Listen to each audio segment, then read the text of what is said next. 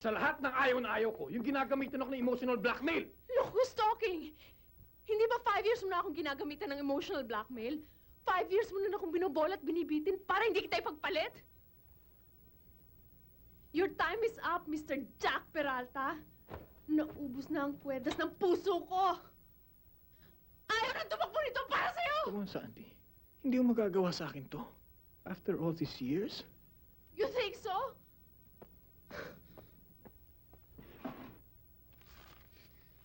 2:30 ang flight ko bukas. One-way ticket to the States. Hinihintay na ako ng mga parents ko. Please. Please. Huwag mo akong iwan. Mamamatay ako kapag nawala ka sa akin. Magsama na lang tayo sa hukay dahil 5 years mo na akong pinapatay. Sandy. Wait. Kung ayaw mo akong pakawalan, kailangan pakisamahan mo ako ng lubusan. Gusto ko ng full-time father para sa batang dinadala ko.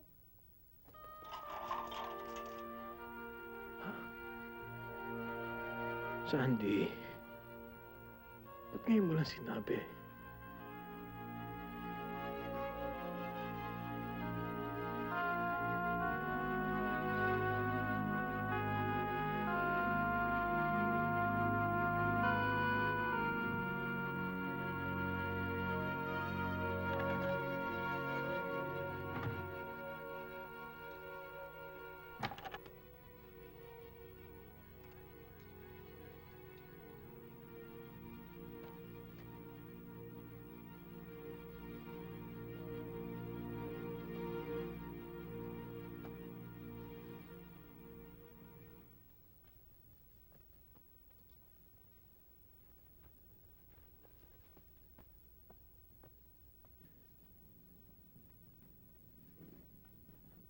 Bakit ngayon ka lang?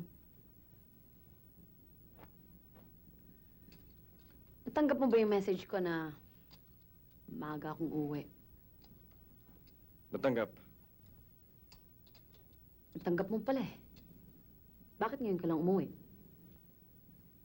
Alam mo ba kung ilang oras na ako naghihintay? Ngayon, alam mo na kung ano nararamdaman ko kapag hinihintay kita na umuwi galing sa shooting. Nakakabanas, di ba? Nakakatuyo ng laway. Nakakatuyo ng puso. Gumaganti ka sa akin kaya mo ginawa yon, ganon. Hindi lang yun. Gusto ko rin malaman mo na hindi ako taw-tauhan ng showbiz na katulad mo. Hindi ako on-call na pwede mong tawagin. Kahit na anong oras na gusto mo. Sa oras na convenient sa'yo. Kung gusto mong nandito ako, kapag kailangan mo ako, kailangan nandito ka rin. Kapag kailangan kita. Wala akong magagawa. Alam mo namang artista na ako bago mo pinasok ang relasyon na to, hindi ba? Yun ang isang pinakamalaking pagkakamaling nagawa ko sa buhay ko. How dare you? Ito ang tatandaan mo, Sheila. Hindi na ako papayag na sasaktan mo ako muli. Tinigisan ko ng katawan ko at puso ko. Labas sa pang-aabuso mo sa akin! Ito! Ito! Ito nga ang tamang kasiping mo. Ito.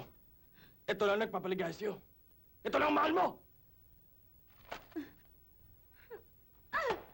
Wala kang karapatan tratuhin ako ng ganito. Baka nakakalimutan mo na kung sino ako at kung sino ka. Maaari superstar ka nga sa mga baliw mong tagahanga. Pero para sa akin, you're nothing but a... Lalabas muna ako at makipagkwentuhan sa kanto. Baka mamaya, swerte na ako makatisod ng trabaho.